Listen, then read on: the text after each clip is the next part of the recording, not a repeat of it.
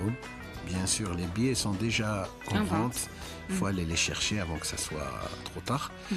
Et voilà, marhaba bihom kamel, nous allons faire un petit voyage à travers l'art et la culture algérienne et surtout la riche musique que nous possédons. Ouais. Inch'Allah. Merci beaucoup. Merci à Inès qui était de l'autre côté de la vitre et à toute l'équipe qui nous accompagnait pour la réussite de cette émission. Je vous donne rendez-vous très très bientôt. D'ici là, portez-vous bien et restez branchés sur Radio Algérie International.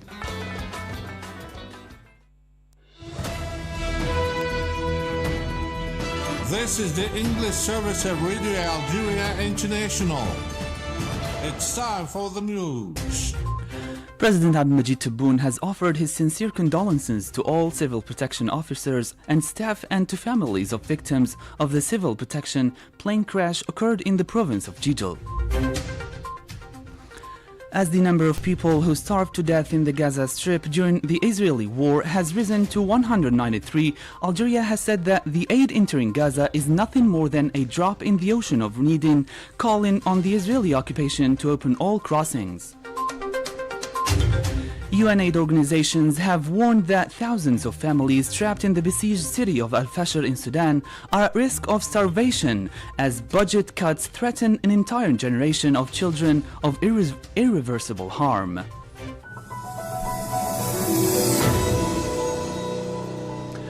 Hello and welcome to Radio Algeria. I'm Masoud Sharfi.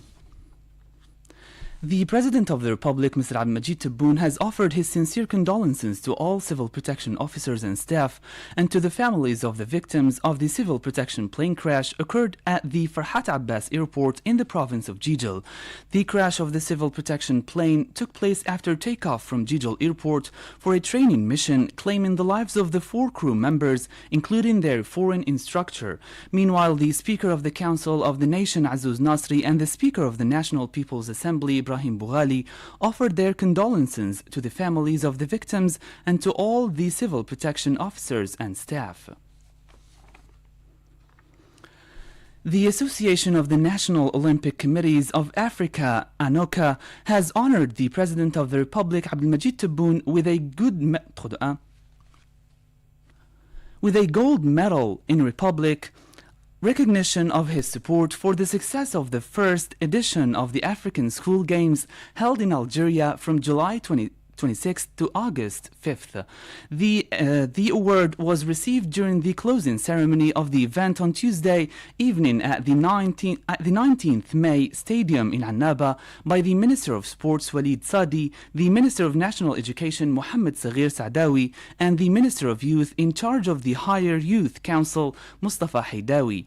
The President of the Republic, Abdelmajid Tebboune, was honored by ANOCA on behalf of the African Olympic movement in recognition of the support he has given to the success of this first edition, as well as his decision to revive school sports with a view to promoting young talent.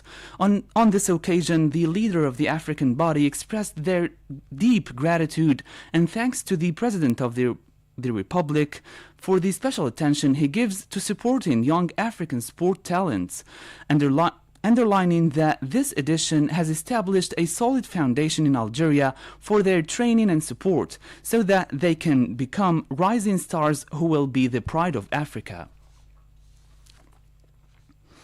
Representing the President of the Republic, Abdelmajid Tebboune, the Minister of War Veterans and Rights Holders, Laid Rabiga, is taking part of today in Sucre, Bolivia, in the celebration marking the bicentennial of Bolivia's independence, according to a statement released by the ministry. Algeria's permanent representative to the United Nations, Ammar Ben Jama, has affirmed from New York that the aid that has entered Gaza is nothing more than a drop in the ocean of need, calling on the Zionist occupation to open all crossings and roads to ensure humanitarian access. In his speech in the Security Council meeting on the situation in the Middle East, including the Palestinian question, Mr. Ben Jama stated that Algeria regards defending human dignity as a sacred duty and rejects double standards, affirming that the right to food is universal and guaranteed by international law. Let us be clear, Algeria does not stand idle before the suffering of humankind. Wherever pain works, our conscience works with it. For us, the call of humanity is not a choice, it is a sacred duty. Every human being, regardless of gender, color, creed, or border, civilians and soldiers alike, has deserved to be treated humanly and to live with dignity. We do not weigh lives on scales of interest. There are no double standards in our moral compass. What we ask for the Palestinian people, we ask for all people. And Algeria holds the right to food as sacred. It's not a privilege, it is a right enshrined in Article 25 of the Universal Declaration of Human Rights. The right of everyone to an adequate standard of living, a right to food, a right to dignity, a right to life. Mr. Benjama warned of Gaza's crisis and condemned the occupation for denying famine while blocking essentials, noting that UN experts accused it of genocide through starvation.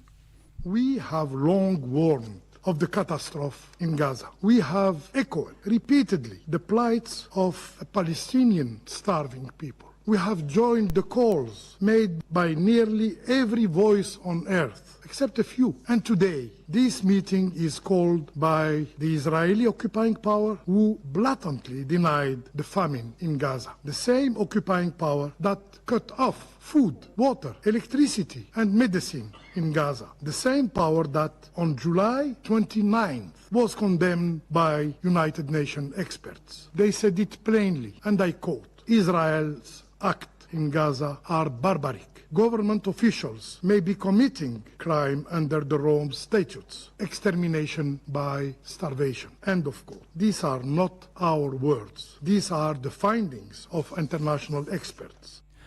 Mr. Benjama said that aid to Gaza is far from enough and airdrops are no solution, urging the occupation to open all crossings and calling humanitarian access a legal obligation, not a favor. What has been allowed very recently into Gaza as humanitarian relief is a drop in an ocean of need. Airdrops are not the solution. You cannot feed people from the sky while allowing the sealing of the land under them. The Israeli occupying power must open all crossing, all roads, all lifelines. This is not a request. Let me be clear. Humanitarian access is a legal obligation under the Geneva Conventions. It's not a favor. It is not negotiable. It cannot be used as a bargaining chips in exchange for those held in captivity. Mr. Benjama cited the report of the Food Security Phase Classification Committee confirming famine and widespread malnutrition in Gaza, saying it proves a reality long denied by the occupation but lived daily by the people. He showed images of Palestinian children who died from hunger, calling the crisis in Gaza a systematic genocide witnessed by the world yet denied by some. At the end of his speech, Mr. Benjama warned that future generations will question the silence and complicity of those who ignored Gaza's suffering, and concluded by urging an immediate, unconditional ceasefire to end injustice and save lives and hopes. More on the meeting and the situation in the Middle East with Jamal Salmani. Yes, Masoud. China's Deputy Permanent Representative to the United Nations, Jian Xuan, has warned against a possible Zionist occupation of the entire Gaza Strip, calling for the rapid establishment of a lasting ceasefire in the enclave, which has been ravaged by genocidal aggression for nearly 2 years. Mr. Xuan urged an immediate, lasting ceasefire, warning that military action has killed over 60,000 Gazans, expressing deep concern over plans to fully occupy Gaza, and called for a halt to this escalation. We call for an immediate and permanent ceasefire. Israeli military operations have already claimed the lives of over 60,000 Gazans, with more innocent lives being lost daily. This grim reality demonstrates that military means is not the solution, and an immediate ceasefire is the right way to save lives and bring hostages home, Recent media reports indicate Israel's decision to escalate military operations toward full occupation of Gaza, which we view with grave concern. We urge Israel to immediately halt this dangerous course of action and call on all parties to promptly establish a binding and sustainable ceasefire agreement. Mr. Schwan urged stronger efforts to advance the two-state solution, calling it the only path to lasting peace and warning against unilateral actions that undermine it. We call for renewed efforts to advance the two-state solution. The Israeli-Palestinian conflict has been a cycle of repetition for decades, casting shadows over generations on both sides.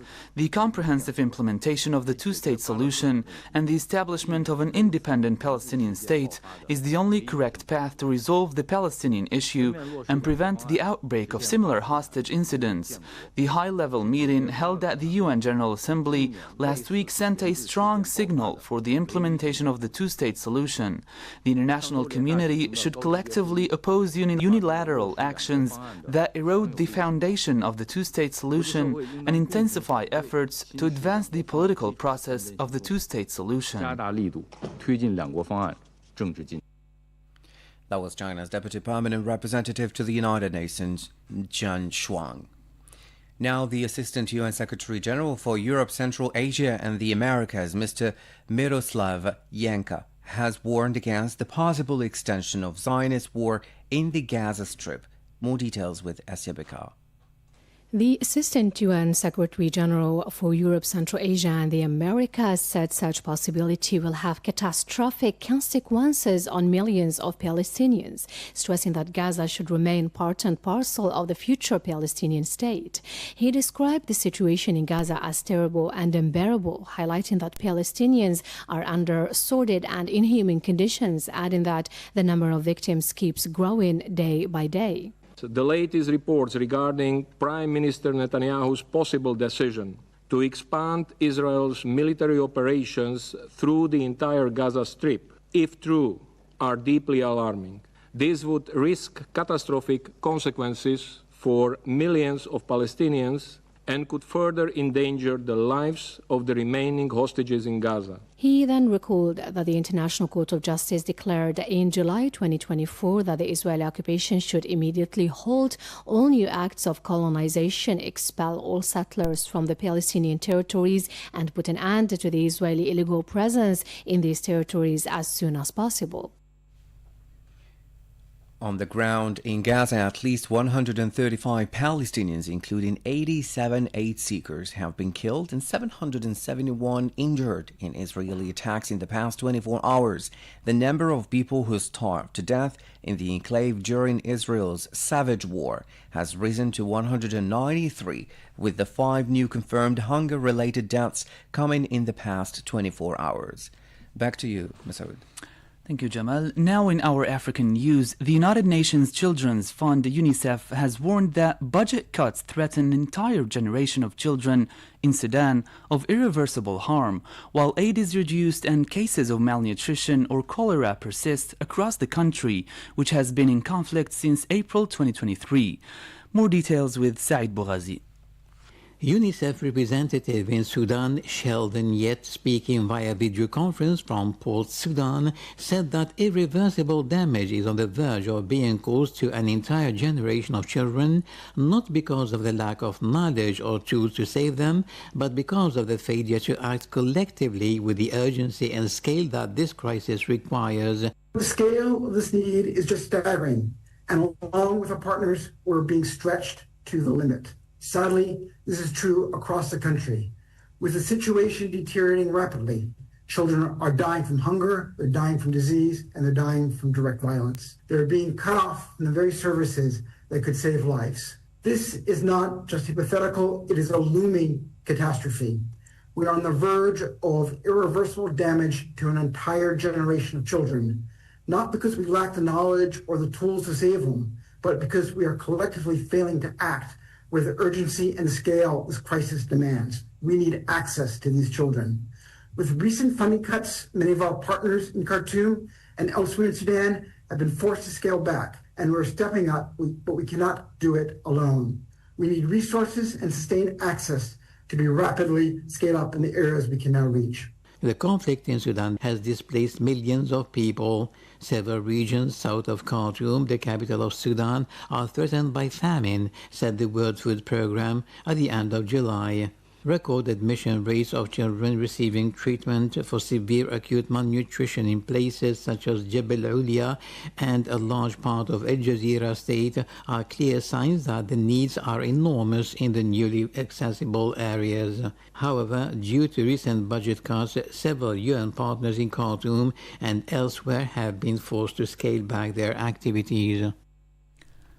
The World Food Programme, WFP, has said that thousands of families trapped in the besieged city of Al Fasher in western Sudan are at high risk of starvation as the country's brutal war rages well into its third year. More details with Asia Bakar. The RSF has encircled the city, blocking all major roads and trapping hundreds of thousands of civilians. The World Food Programme's Regional Director for East and Southern Africa, Eric Pedersen, said everyone in Al Fasher is facing a daily struggle to survive. He insisted that people's coping mechanisms have been completely exhausted by over 2 years of war. Without immediate and sustained access, lives will be lost.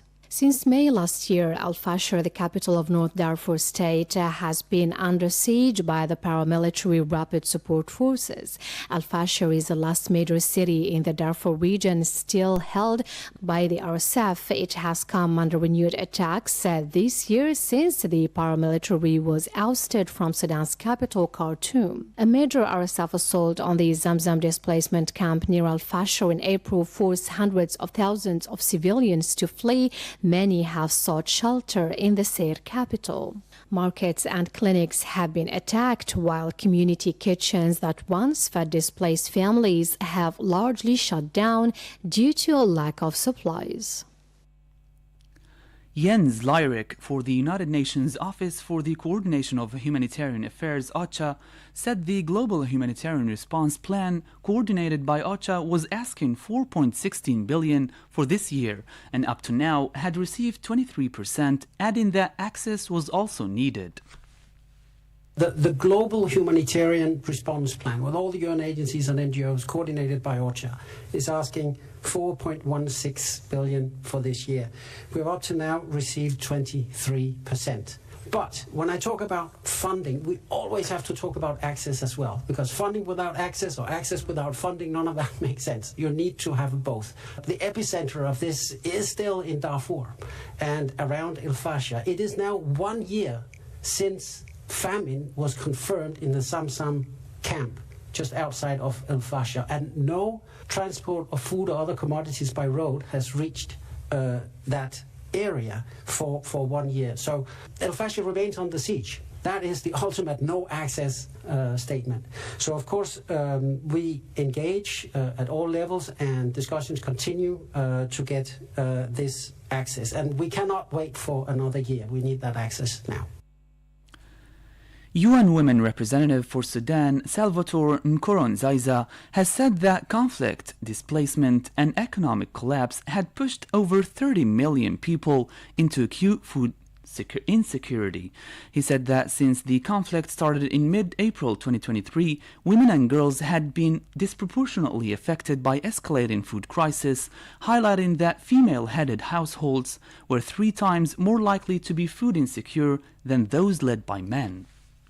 Women and girls are bearing the brunt of severe food insecurity, with fewer resources, less access to aid, and a greater exposure to risks. According to the latest gender snapshot by the Gender in Humanitarian Action Working Group, 75% of female-headed households in Sudan are now food insecure. The proportion facing severe food insecurity has nearly doubled in just 1 year, from 14% in 2024 to nearly 26% in 2025. Today, female-headed households are 3 times more likely to be food insecure than those led by men.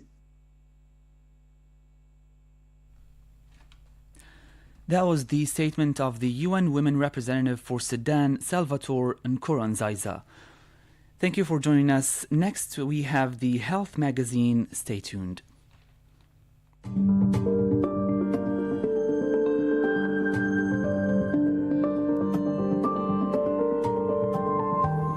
Hello and welcome to this new edition of your weekly program, The Health Magazine, devoted this week to sunburn.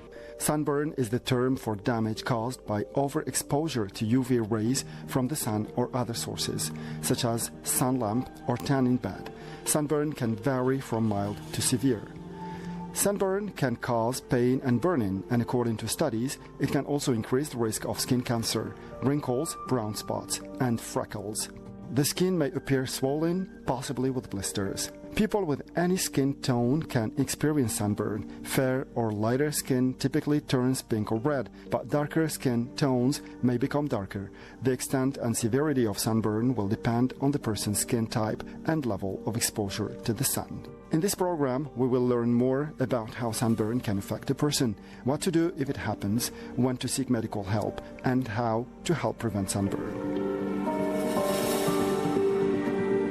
In medical terms, sunburn involves inflammation leading to erythema, i.e. a rash, and edema, i.e. swelling, due to the buildup of fluids. It also involves changes to skin cells. It triggers the development of sunburn cells, which can become cancerous, and a reduction of mast cell, which play a role in the immune system. The symptoms of sunburn vary between people. Sunburn can affect anyone, but those with lighter skin are more susceptible. Following exposure, the skin may become hot, sensitive to the touch, painful, irritated, itchy, or blistered. Light skin may turn red, darker skin may change to darker tone.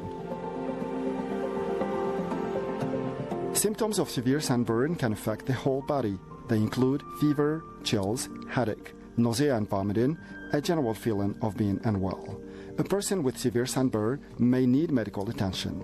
In extreme cases, heat exhaustion can occur, or more severely, heat stroke. If a person experiences the following, someone should seek immediate medical advice: low blood pressure, fainting and dizziness, rapid pulse, general pain throughout the body, extreme weakness, shallow breathing, and changes in behavior such as irritability, confusion, difficulty thinking, or hallucinations. A doctor will diagnose heat exhaustion when the core body temperature is higher than usual after an exposure, but not higher than 40 degrees Celsius. In a person with heat stroke, the core body temperature will be over 40 degrees Celsius. Heat stroke is a life-threatening condition that needs urgent attention. Now, what are the different severities of sunburn? A person can expect the following with sunburn. A rash usually appears 2 to 6 hours after exposure. Skin symptoms peak around 12 to 24 hours after exposure, and the skin peels and flakes off around 4 to 7 days later. If sunburn occurs, a person should do the following: get out of the sun and preferably go indoors, avoid further sun exposure until the sunburn heals, cool the skin with a damp cloth or towel, or take a cool bath, apply moisturizer or after sun cream such as aloe vera. Take over-the-counter medications such as ibuprofen or other non-steroidal anti-inflammatory medications. Apply hydrocortisone cream to reduce inflammation and itching.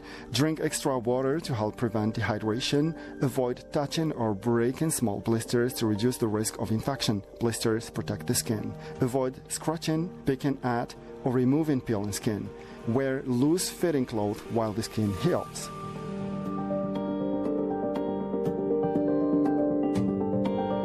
In case of severe sunburn, a doctor may prescribe oral steroids to help reduce inflammation. For severe dehydration or heat stress, they may recommend intravenous fluids. Some treatments that people use for sunburn can make symptoms or skin damage worse. Do not apply butter to a burn on the skin. Do not use petroleum jelly. Do not apply ice or ice packs. The best way to avoid sunburn is to manage the way people expose their skin to sunlight. This includes sitting in locations with shade, wearing clothing that covers the body, preferably that is made of tightly woven fabric, wearing a wide-brimmed hat, protecting the eyes with sunglasses, avoiding going out in the hottest part of the day, always wearing sunblock of SPF plus 30, and reapplying it regularly, considering extra protection for the face, neck, trunk, and parts not usually exposed to the sun. Some sun exposure is essential for the body to produce vitamin D, but doctors do not recommend sun exposure without protection because of the risk of skin cancer. Instead, they recommend dietary sources such as fatty fish and fortified foods. A person is more likely to experience sunburn if they have vitiligo, alopecia, albinism, and photosensitivity due to systemic lupus erythematosus, porphyria, the use of some drugs such as tetracycline, and certain genetic conditions. Sunburn is more likely to occur in the following conditions: in locations near the equator, at high altitudes, when the sun is high in the sky, when the sky is clear, when UV light is reflected, for example, by water, ice, or snow, when using a sun lamp. People should be especially careful in these situations. Sunscreens and sunblocks are commercial preparations that block UV light when people apply them to the skin. They have an SPF rating based on the screen's ability to prevent sunburn. The higher the SPF rating, the more protection from UVB rays a person can expect, and the less direct skin damage that should occur. The sunscreen should also offer protection from UVA radiation. UVA radiation does not cause sunburn, but it does contribute to skin aging and an increased risk of skin cancer. Many sunscreens provide broad-spectrum protection, meaning that they protect against both UVA and UVB radiation. People should apply sunscreen as follows. Use plenty to cover the body. Most people only use 25 to 50% of what they need. Pay attention to the tops of the ears, the feet, the neck, and other places that are easy to forget. Apply 15 minutes before exposure, apply to dry skin, reapply every 2 hours or after swimming or sweating. Use a lip balm with SPF plus 30. Check any instructions on the packaging before use. As concerns grow about damage to the environment, some countries are now banning sunscreens that are not reef-friendly. Sunscreens can be damaging in other ways too, but more choices are less harmful. When looking for a sunscreen, Save the Reef recommends opting for products that contain micro-sized or non-nanoparticles, as these are less toxic than nanoparticles. Use a lotion rather than a spray or mist-in sunscreen, as lotions are less likely to be harmful to human health. Choosing one with smallest amount of plastic and packaging necessary. Finding a sunscreen that does not contain the polluting ingredients listed on the HEL list. To conclude this program, we should take away that sunburn can occur if a person spends too long in the sunlight. It can cause burns to the skin. Those with lighter skin are more susceptible, but anyone with any skin type can have sunburn. Home treatments can usually relieve discomfort, but if a person develops a fever, faintness, or change in consciousness, they need immediate medical attention. Ways of helping prevent sunburn include limiting time spent in the sun and taking protective measures such as using sunscreen, staying in the shade, and wearing clothes that cover the body. And with this, we come to the end of this week's edition of the Health Magazine. Don't forget to join us next week with a new topic and new recommendations for your well-being and the well-being of your family and friends. Goodbye.